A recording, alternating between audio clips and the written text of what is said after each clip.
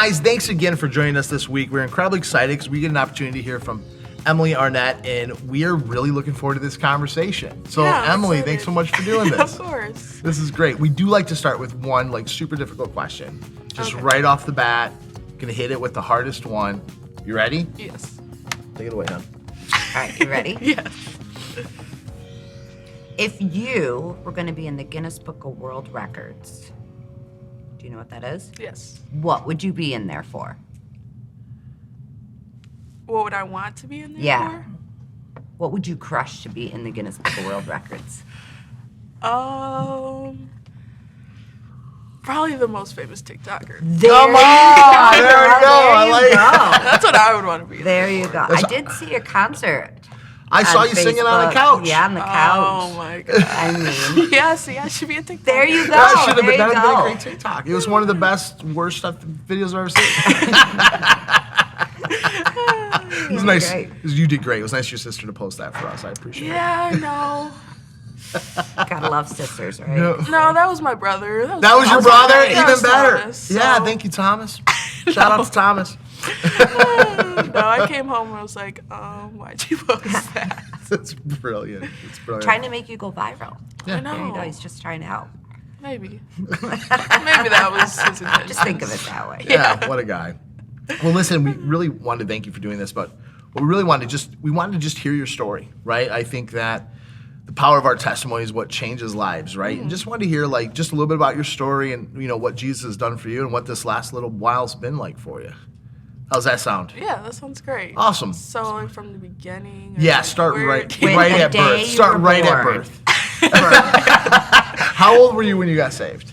I was 21. Awesome. How old are you today? 22. Come on. Nice. So it's been a year and a month. That's awesome. That's amazing. Yeah. That's awesome. Can you tell us a little bit just about like what your life was like before, what it was like to what it felt like, and what it meant to you to encounter Jesus, and kind of just like what it's been like since?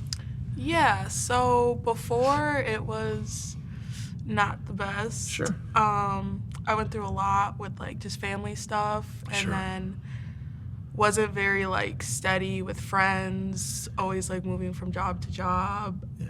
Like didn't really take life serious and stuff, just did whatever I wanted to do.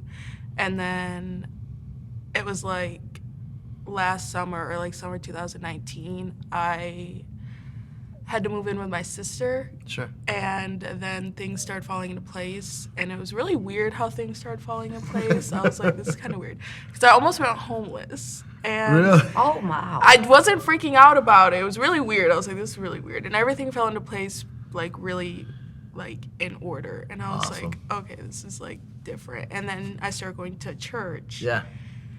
and I was still very shy, still stayed in the bag, really wasn't like into it as much. Yeah. And then I'd go like every Sunday with her, and then I missed a Sunday because I was like at Torch Lake, and it Sure. felt weird. I was like, oh, I'm supposed to be at church right now. And I didn't grow up in a Christian home, so that's Sure. not normal for me to like Yeah. think that.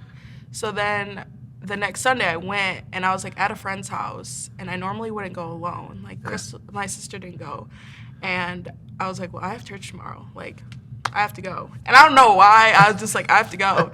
And I went by myself here, and I remember like who was talking, and I remember everything. And then Who it was talking? Amanda. Amanda. All right. I didn't know Yeah, that. I remember like what you talked about and everything. Oh, wow. and Was then, it good? Yeah, it was good. It was definitely I remember who I talked to here too, and like who like came up to me, and then I just started going ever since, and Yeah. then started growing into my faith more, Yeah. and like cutting back on old friends. I cut a lot of toxic friends out of my life. Sure. I started getting serious about school. I got my GED and then started college, Nice. and then just started meeting new people, and like meeting new people that actually like cared about stuff. Sure. And just doing more of like a healthy lifestyle. Yeah. And then got saved the week after New Year's. I don't know exactly what day it was. Sure, And then got baptized on February 2nd. And I got baptized in the Holy Spirit like a month after that. So it was pretty fast, but I felt like I learned a lot. That's and I felt like awesome. God had a lot to teach me in that Yeah, time because I went through so much. Yeah. He taught me a lot. So I've been able to like bring friends to church who I used to like party with or Sure, something like that. yeah. and they'll come with me. So what made it? So how long had you been going to church before you actually got saved?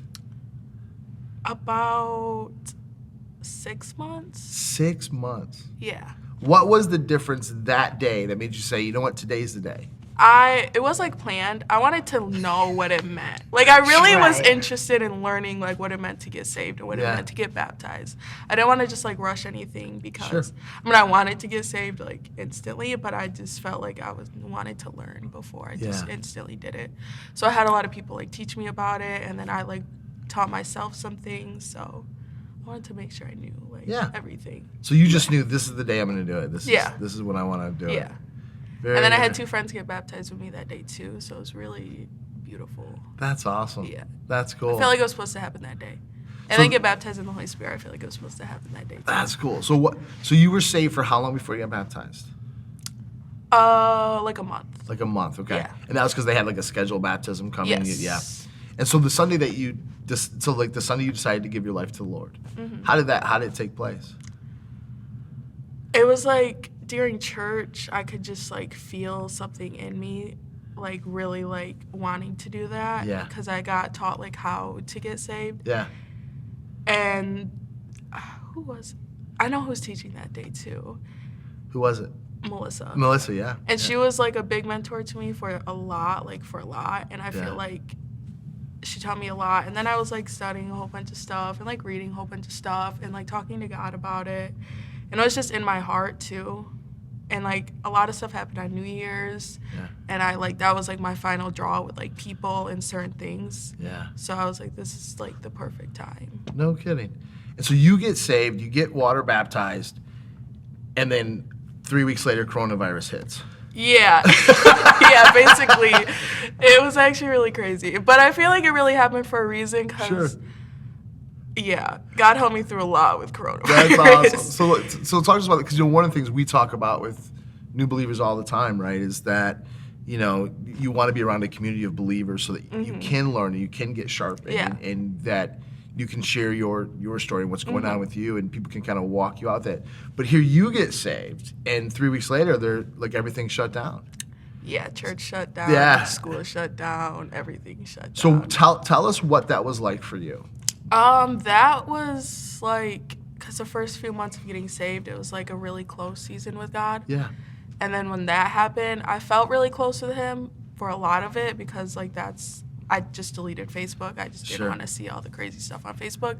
So I drew into the word a lot more with all that, and it helped a lot. But then as the months go by and like nothing is really opening back up, like it's just not going back to normal, it kind of got more in a dry season.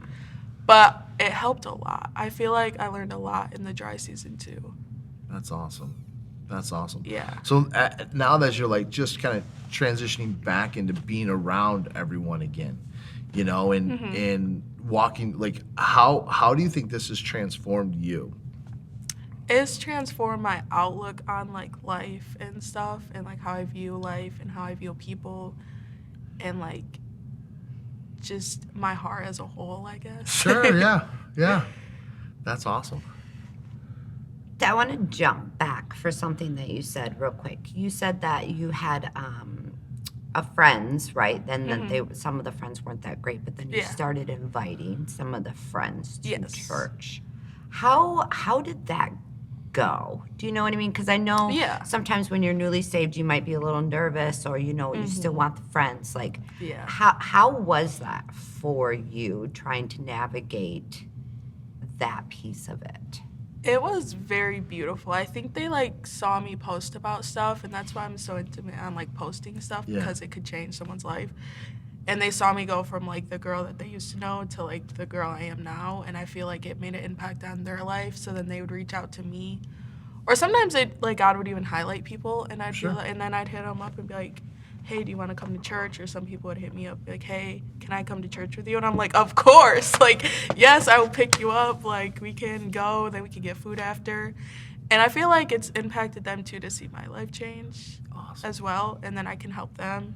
And if they ask me questions, I can answer them. So it's been very beautiful. That's awesome. I think that's amazing listening to you because you're just like all in, right? And you just are like, here I am, hit me up, I'll come pick you up. And I think that says a lot about your character and who you are, right? Like you don't care what they have to say. You are who you are, right? And you're willing to go the extra mile to help grab them and bring them. And I think that says a lot. I think I met one of your friends that you bring, and she's amazing. And I just want to say, well done on that. Thank and you. Stepping out and like not caring really what people might think of you. Because I know you're so young, right? And for that age, compared to us, you're right, incredibly young, right? Yeah. For that age, sometimes it is a lot about how people view you and what people think of you, and you want to, so I commend you for being so brave and forward in your faith, and right when it happened, instead of waiting until you got it all together to actually start operating in that. Yeah, and I feel like there are still people from like my past that will still like try to like judge me and be like, oh, like, they just like think you're perfect now because they just think you're perfect now, and I'm like, oh no, like I still make mistakes, but like that doesn't change my faith at all. So I'll just keep going. Like I don't care what you say. Like so cool. God still loves me. He does. Yeah. So it's funny to see, but the people that do care, I'm like, yeah, of course. And I would talk to any of my old friends. Like I would love to talk to some people. Yeah. I feel like they'll come along. That's awesome. That's awesome.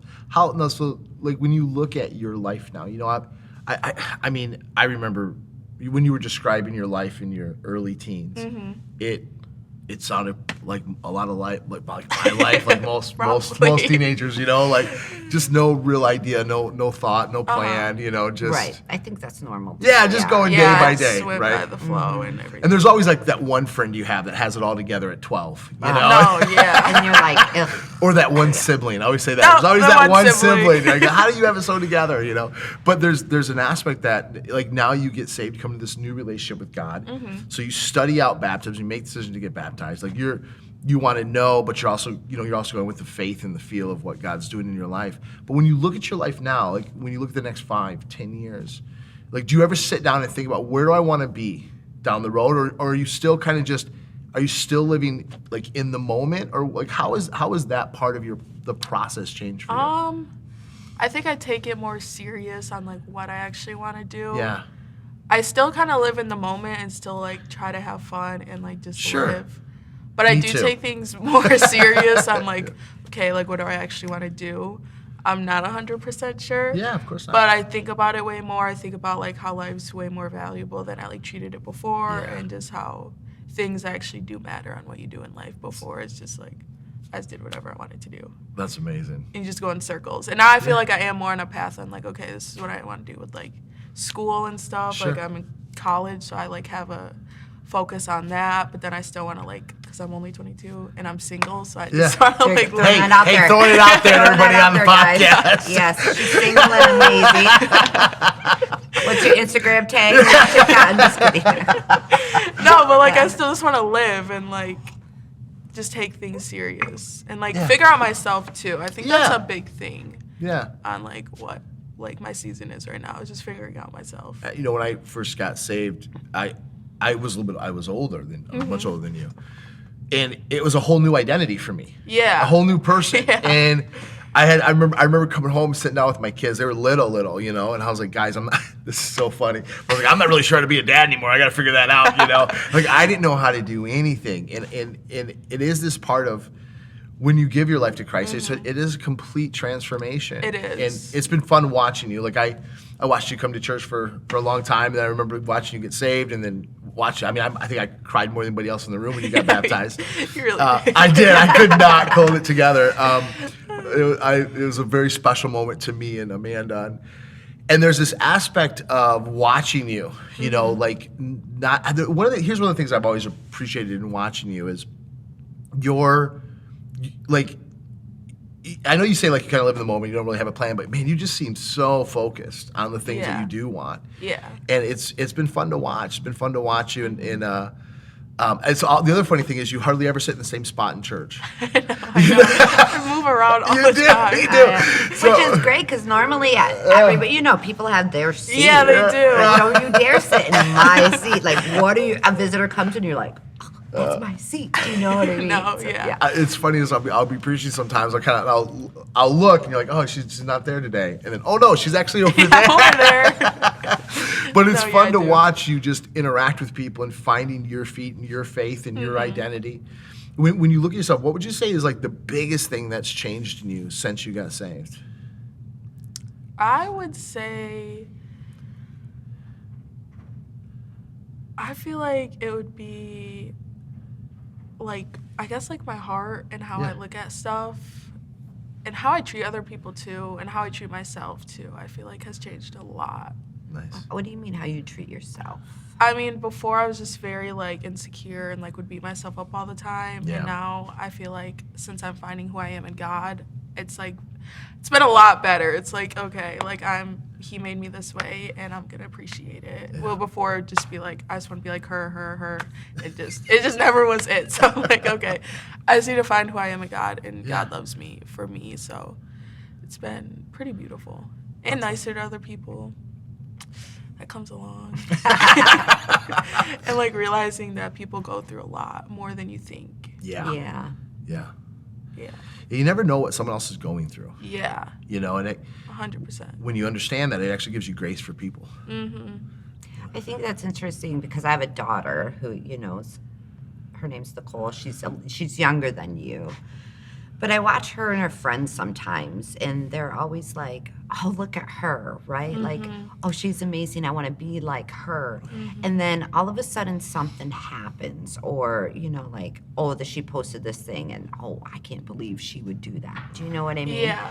And I think it's interesting that sometimes we think that these certain people have everything together, right? And their life is just perfect. Yeah. And then we build ourselves into wanting to be that, and then when something happens, like we have no foundation to stand on. Yeah, 100%. And I've seen my daughter do that and her friends, and I just think it's interesting to hear such because you are a young girl, but you're very mature. I feel like I'm old. Well, you're. I mean, you are, girl, you are super young. Wait till, just wait.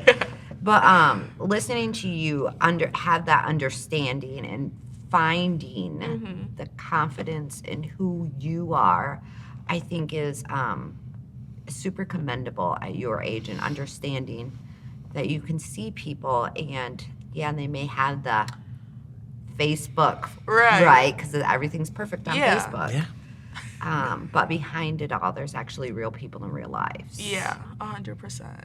Yeah. So I just want to say good job on Thank that you. and finding the confidence. And I know you said you want to be a TikTok influencer, right? Yeah. I would love to be influenced. And you do something crazy on there. I'm just saying, but to do that. But when you're when you think of that, right, and you think of the younger girls, and they look at people and they're like, I want to be them. What would you say to them if a younger girl came up to you and said, you know what, like, I just want to be like her? Or what would you say to that? I would say to spend the whole day with that person that you think you want to be like and see what they really like are actually like, or what they've gone through to be like that. Sure. Because you really just don't know. And that they have their own purpose. And I feel like when you like want to be like somebody else, you kind of just throw yours away. So good. And you just don't want to do that. So if you spend like 24 hours with somebody, you're gonna see their like true colors and what they actually been through, and your mind will probably change, and you'll probably be either thankful or you can still look up to people though. Like you can still look up to people, but know that their gift isn't your gift. So good. And you have your own gift to do. So That's that's what I would tell them. That's very good. That's great. That's very That's good. actually really good advice. One of the things you said, I thought was in that little statement, I thought was brilliant. Is you said, "What you're throwing away what you're called to if you want what they're called to." Do you know who Reinhard Bunke is? When you go home today, look up Reinhard Bunke. But I went to a conference one time, and he was speaking there, and he's led more people to Christ than probably anyone else has ever lived, right? And he's one of the most, it was probably one of the biggest moments of my life. But the entire message he preached that day was about his flame. You can't have his thing. Yeah. You have your thing. You have your own thing to do. And it was such a huge impacting moment for me to listen to him preach it. And you've been saved a year, and you literally just said the exact same thing he said, and he Really?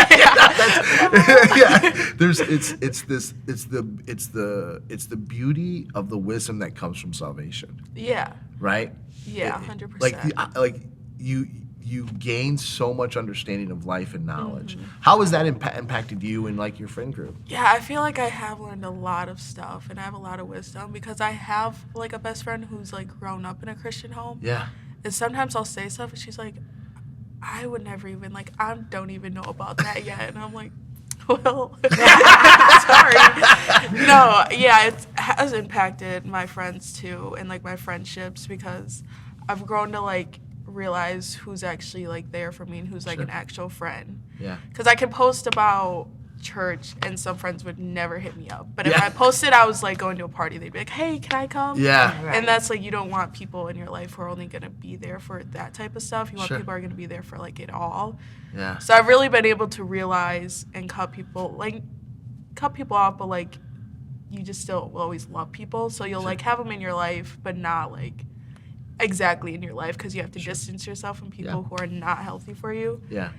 But I've also been able to give them advice because that's what I want to do. So I Yeah. feel like that's been like A+ for that. And like It's a tough wisdom. one because one of the things for us is we talk about this all the time. We never change our love for anybody. Yeah, 100%. But you do sometimes have to measure the influence you allow in your life. And that can, for some people, that can feel like you're not being loving, right? Yeah. And it's not true. Like it's No. like, listen, I think it's part of it. It's probably like when me and Mandy got saved, we had a lot of friends. We still love all of those friends. Yeah. But we're doing different things now, right? Yeah. Like our lives are so focused on what God's called us to and created us to that, like their influence in our life has shifted. It doesn't mean that we don't love them the same amount, right? Or any of that. But it does become a different kind of relationship. Yeah, you have to distance. So when you look at your life and you look at the friendships you're cultivating now, what are the foundations of the friendships you're cultivating now versus what they were years ago? Now I have like friends who will tell me if I'm doing something wrong. Sure. Old friends are just like, oh, it's okay. Like, people make mistakes. I'm like, why would you let me do that? Like, I'm my own person, but, like, as a friend, you got to tell them if they're doing too much or just not doing the right thing. And I have that now. And, like, with the firm foundation of, like, God in our friendship has helped a lot. And I never had that before. Yeah. But now I have friendships who have God in our friendship as well. And it's been able to help a lot more. Because we can talk about stuff. We can talk about what God is doing in our life, and I never had that before, so it's been way different and a more firm foundation on friendship. That's awesome. Because you can grow from that foundation. Yeah, absolutely. So yeah. It's really good. So when you said we're talking about quarantine, right? The amazing quarantine of 2020. You said you were like reading and learning. Yeah. What is, and you said there was like a dry time, right? I want to ask 2 questions. Let me ask the first one first. What was the most like impactful thing that you learned during quarantine? During quarantine, I felt like in a dry season, I don't know if anyone else, this might be the opposite for other people, but in a really close season with God, I feel like I learned a lot about him. Yeah. But in that dry season, I learned a lot about me and him and like our relationship. Sure. So I learned about who I was, like why I really needed him and like what I am as like a person. And like he taught me a lot because, you know, like during quarantine, some people were scared and like this whole virus thing could scare people. Right. And it kind of scared me too, but then I stayed strong in his faith and was like, I don't need to be scared. Like, I know. It grew my faith a lot too. It made me like recognize our relationship and who he is to me instead of just him as like within like a really close season with him. And I feel like you do need both. Yeah, for You sure. do need both. And I didn't have that before, so I was kind of like, why is he like not close to me anymore? Right. So it took me a minute, but then I got back into it and was like, oh, okay. He was teaching me about me and him and who I am as a person more. And it helped a lot. I feel like I needed that. What was one thing that shocked you that you learned about yourself in quarantine, going through It shocked me about how much I've like learned and how much I could impact other people. I feel like. Yeah. Because and like one of my words for when I got baptized was confident, and I'm like, I'm not a confident. Like, you guys are all lying to me. Like, I'm legitimately the farthest from confident, but everyone said it, and I'm just like, wait, really? And I feel like that shocked me a lot, because then I use that and like, oh, if I'm more confident, I can help more people and do more things and not just waste whatever God was like trying to have me do for other people in my life. Sure. So I have to say, I do think you're confident. Really? 100%. I do. I think we have this idea of when we say confident, what that means, right? Like, we're going to just go up on stage and we're going to kill it, and we're not going to worry about anything that's happening. Do you know what I mean? Mm-hmm. But I think there's the confidence that comes with the strength of who you are, that, you know, you don't necessarily need to be the center of attention, right? 100%. And I think that's the kind of confidence that you have, where you're confident in who you are and nothing's going to shake you. Yeah. But you're okay being confident in your group, like that your sphere that you touch. That makes more sense. I didn't even think of it like that. Yeah. No, that makes more sense of like confidence. I was like, I'm not confident. Like, I'm not going on stage. I'm not doing that. I'll sit in the back. Well, you made the decision to do the podcast. Yeah, and there was thoughts of like, I'm shy, like, I don't know. And I was like, no, I feel like just touching anyone's life would be beautiful. So absolutely, I wasn't gonna let nobody stop me. See, there you go. There you go. Yeah, that's confidence. Yeah, it is. It's a growth. It's a growing definitely process. Yes, I think, as you know, the more you grow in that word, the stronger you will become. Because, it's all about like the journey. Right? Yeah. I think sometimes, even me, we want the end result, right? And especially even looking at people, like, we never see what has transpired between the beginning and the end, right? We just don't ever look at that. We see the end result, and somehow we think, like, we should just be there, and not ever understanding the process of what it actually is taken to get there. Right. Yeah, that's good. Like, and the process is like the most beautiful part, I feel like. Yes. Yeah, you can 100%. learn so much from the process. You can cry so much in the process. Like, sometimes the process. That's amazing. But getting to the end. But here's the thing, because you're young, right? Just want to give you some advice from a 29-year-old. Again. Right. Best decade of your life. Right. Once you, though, think you've made it to the end of your process, you will literally start a new process. Right? Yes. No, I'm joking. Because you never want to just plateau. You always want to continue to grow.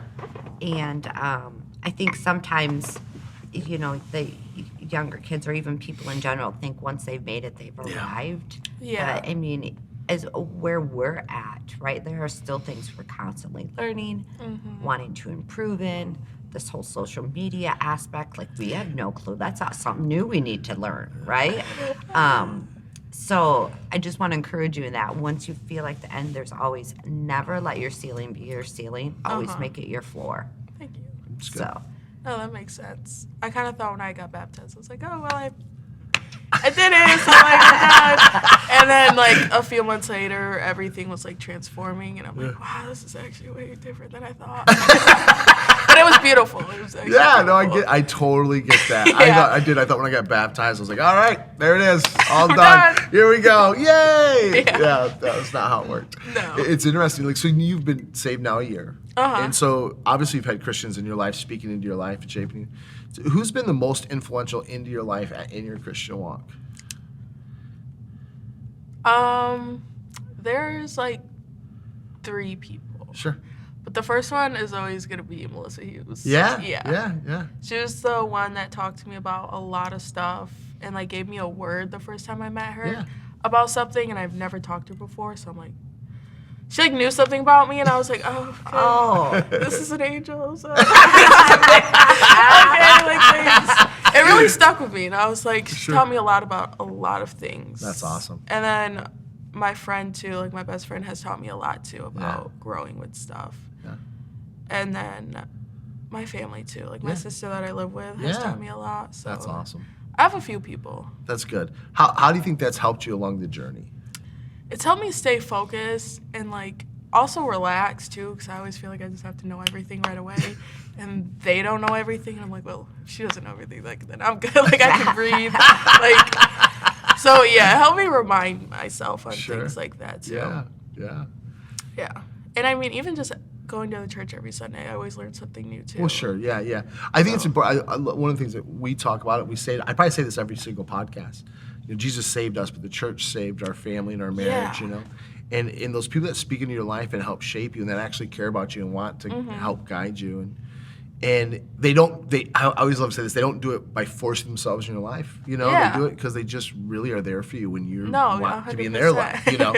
And so I'm always curious, like with new Christians, like I can remember, when I first got saved, the person that was probably most influential in my life was a guy named Greg Hammond. Oh, really? And I worked next to him. That poor guy, you know, I would go in there every day and ask him 20 questions, you know. No, me. And it seemed like he knew the answers to everything. It really did to me, you know. And has always just remained such a huge part of me and Amanda's journey and our respect and admiration for him. He led me to Christ. Right. And there's just so many aspects that he's a very special man to us. And God used him to help shape us, you know. And that here we've been saved all these years later, and we still like just really have a ton of respect and honor for Greg. And that's probably how you feel about Melissa the rest of your life, you know. And there's an aspect that I'm always curious to see, like, what's that like for everyone else out, because I know what it was like for me, you know. I know what it felt like, I know how it impacted me. But when you think about like your journey or the times that you've been able to spend with Melissa and around Melissa, what do you think have been some of the most impactful things that she's shared with you and walked you through? I feel like it was like her testimony Yeah. and who she was even after, and like just who she was before and then who she was after, and like how much of like she has just like a power inside of her. Yeah. I was like, she's the best. And how she could spread that to other people. I'm like, okay, that like I want to be able to do the same thing. Yeah. But in my own way, of course, like not like her. She's like has her own, and then I want to like. So what's mine? Yeah. So like, what's my gift? What can I do to help other people too? Sure. And that's made an impact. So I'm like, what does she do? And like, how can I do that to other people's life too? Or like, how can I do that to my friends in my life? Because they don't know Melissa. Yeah. So I'm like, so how can I do this? Like, how can I help other people that might not come across her? Sure. It's very sad for them. I do feel bad. Just bring them all to church. I meet Melissa. Fix everything, you know. So that's how it's impacted my life, and how she'll just like answer questions that I feel like are dumb. Sure. And sure. I'm like, yeah. this is a really dumb question, but like, what does this mean? And she's like, that's not dumb. I had the same thing. And I'm like, really? It's like, I feel dumb. So then somebody could ask me that one day, and I'd be like, oh no, like I got this. Like I know what this means.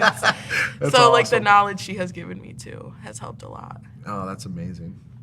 That's really great. good. Well, I guess let me ask you this last question, kind of just to wrap everything up with. If you could give, you know, if you meet somebody and they're in their 18, 19, 20, you know, and what would be the one piece of advice you would give them inside of where they're at right now? Oh, this is a tough one. I would tell them to keep going. I feel like a lot of people just stop on a lot of things and like give up early in like this age. And you just got to keep going and keep pushing and realize who you are, and to understand that like God loves you for you, and that he's there for you, and you don't have to be perfect. And I feel like a lot of people feel like that before, and that's how I felt too. I was like, well, I don't think he's gonna like, but just to keep going and keep finding out who you are as a person, And I don't know, that's a hard question. I feel like that's a good answer. I agree. Yeah, I think it's a Totally good agree. answer. You just gotta keep pushing and keep going, and Yeah. don't give up. And God will meet you where you need to be met. Like, That's don't think you beautiful. need to figure it out all in one day. Like, it takes steps, it takes a process. Yeah. But to keep going on that process, like, it's not gonna happen overnight. You have to keep going and figure out who you are, who God is, what you want to be in, like, life and stuff like that. Brilliant. It's not gonna happen overnight. Trust So me. true. It's not. True. You gotta keep going. It's not. You just take little steps at a time too. I feel like people always want to jump Yeah. to the next big thing, and it's like, do those little steps, and it's gonna come faster. You're gonna learn more about God. You're gonna learn more about yourself. You're gonna learn about other people. So It's amazing. I think that's a very wise answer. What do you think? Yes, I agree. I totally agree. 100%. yeah. Yes. Listen, thank you so much for Of doing course, this. thanks for So having me. appreciate it, and we'll just keep going. Thanks. Yes. Go on, girl. I see what you did there. Yeah. Yes. Of course. No, I'm super excited to see what your future and your process looks like, and to watch you grow and see. Honestly, I think it's, before I end it, you talking about Melissa, right? And she's amazing, and how you look up to her. I truly believe one day you're gonna be somebody's Melissa. Yeah. Do you know what I mean? Oh, yeah. And I just think that I'm super proud of where Thank you're you. at, and I'm super excited to see what the future holds for you.